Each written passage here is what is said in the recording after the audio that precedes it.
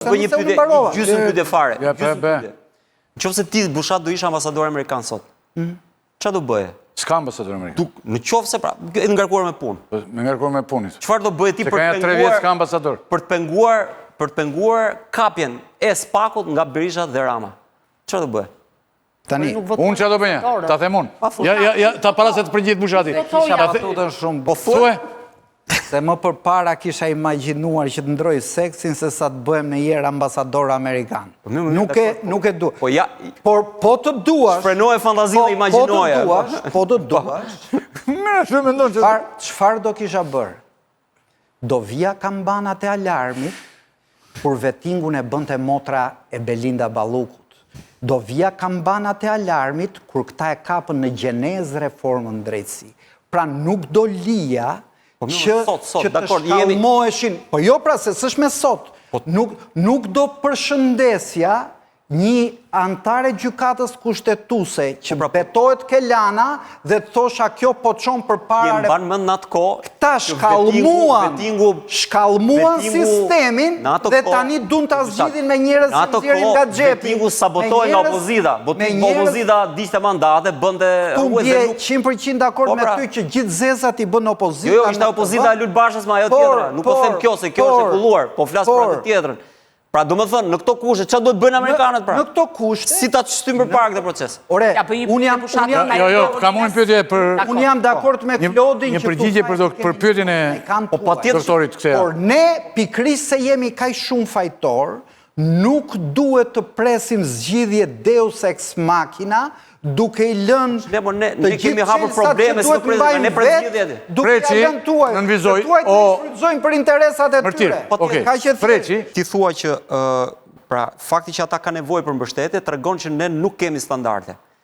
Por në fakt pikërisht ata prandaj janë ngritur, që të eliminojnë këta që dëmtojnë standarden. Pra do të thonë, ti kërkon që përfundimin e këtij procesi ta kesh që në fillim. Në fakt Spaku është ngritur aty.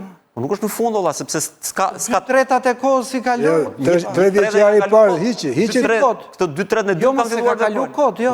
Një tret në parë s'kishe as godin. Te një tret në parë kishe godin, se më kanë thirë muta jo godin në atë një tret në parë. Atër kur i shërbenin Partisë Socialiste. Atër 2021, kur i shërbenin Partisë Socialiste. Po pra, po atë janë bërë për para. Si për para? Pra 3 vjetë që 2, pra ti të ka bërë fundi mandatit parë. Po si e akuzuar, ma të kanë akuzuar me kanë bërë akuzë penale? Por nese nuk ka rëndësi se ajo është... Ajo është tjetër gjë, është e fillimi. Spakun e parë me zyra me... Reforma drejtësi është bërë për të goditur krimin dhe korupcionin. Tani që kanë bërë këta në gjithë të periudhë, që nga kur u miratuan në 2015? 2016. Dhe tani këta e mundu të apë më pengojnë. Njëri duke e sulmuar, tjetri duke bërë lojnë e vonesave. Vrama e ka vonuar. Edhe Vetingun, edhe KLP-n, edhe këta. Tani, që bëjnë? Pra, gjithë kjo vështësi që është këtu, është për shkak se kjo klasë politike që e miratoj, kjo është munduar ta minoj këtë që miratoj. Dhe prandaj sot ka nevojë akoma për një ushqim nga jashtë. Dhe po të mos tjenë ata, se ti thua për prokurorët që nuk kanë kapur Ramën, unë them dhe një gjë tjetër, po mos tjenë Amerikanët, do dorëzohen më se kush ka njëri i fuqi këtu dalë kundër gjithë Berishës e Ramës përballë, patjetër. Prandaj duhet të jenë ata, kjo është. Por, atëherë, po ndjek logjikën tënde, që këtu këta duan të shkri se janë erojt e fëmijëve tanë që i ka marrë gjithë dynjaja i natë. Një njeri që shkon kërkon votën atje, minimumi, mund mos jetë shumë i zgjuar se nga 200 fjalë fjalor kishin, po shkon të thotë vërtetë. Dhe të katërt ata thanë në korë, ne nuk ndjejmë asnjë presion. Ne i bindemi vetëm ligjit. Pra, ata po kërkojnë një vot duke gënjyer. Minimumi. Se ti mendon se ata janë në presion të madh. Ata tha ne kemi vetëm ligjit. Objektive komplet. Si gënjeshtër të thua që unë jam i drejtë, ndërkohë që ti si 100% i drejtë. Se do qatë atë. Objektive kjo. Se merr gënjeshtër pra po paraqykon një person që ende nuk i ke parë rezultatin, ende nuk ka shkuar në zyrë. Unë kur ndihem në presion, unë s'kam përgjegjësi. Si ishin për të qatë? Po unë si gazetar, për shembull, me Preçin kemi qenë në kohën e Saliut. Mendoj që e ngri shumë lart stekën, po kërkon në kohën e Saliut parë, thoshim mediat këtu janë në presion.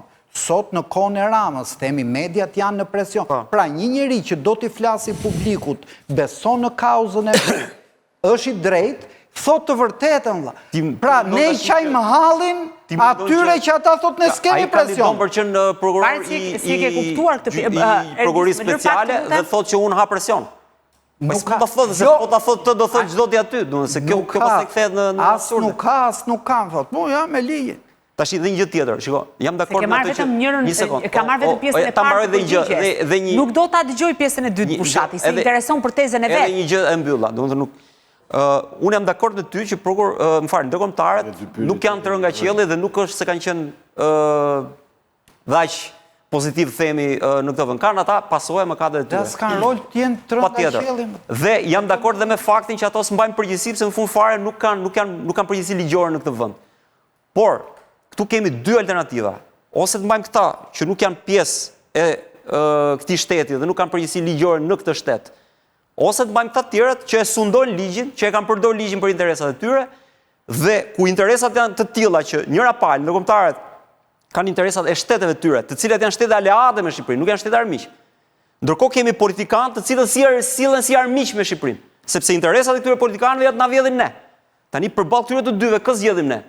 Amerikën që për interesat veta, duke qenë aleat me ne, mund na bëjnë çik keq, por kryesisht na bën mirë, apo na Berisha dhe Ramën që na kanë vjedhur për 35 vite dhe nuk kanë bërë gjë tjetër se na kanë zhvatur, na kanë shkatruar neve. Ka lidhje me temën e sotme, por është debat shumë i bukur.